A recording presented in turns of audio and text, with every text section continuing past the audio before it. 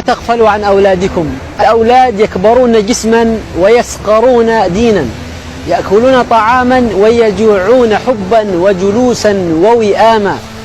والزمان الآن لم يعد كسابقه.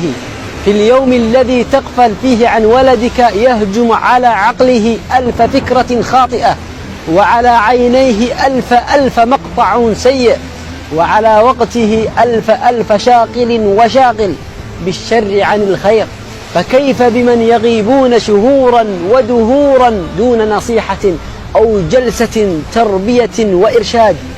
أيها الآباء، لا حاجة لأولادكم في الثوب الجديد أو المصروف الكبير أو الميراث الوفير إذا لم تؤسسه بحضورك على حب الله ومراقبته، وتكشف مواطن الخير فيه فتتعهدها وتنميها، وتعرف مكامن الشر في نفسه فتنتزعها وتنقيها.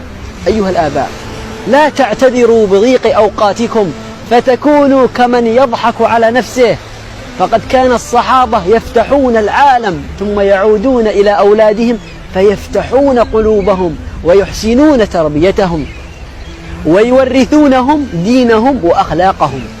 ولا تعتذروا، فللرجال بصمات وللنساء لمسات، ولا غنى للولد عن كليهما.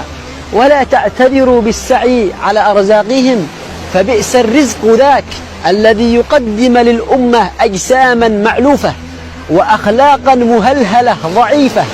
الزمان الآن صعب، وأولادنا والله مساكين يحتاجون أضعاف ما كنا نأخذ في مثل أعمارهم، مع فرق الفتن والمغريات التي بين جيلنا وجيلهم.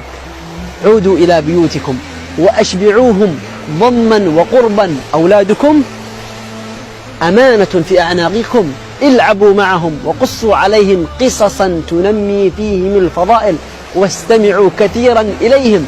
اتركوا من أجلهم هواتفكم، اتركوا من أجلهم هذه الهواتف التي شغلتنا، وتفرقوا من أجل هؤلاء الأبرياء عن بعض مشاغلكم.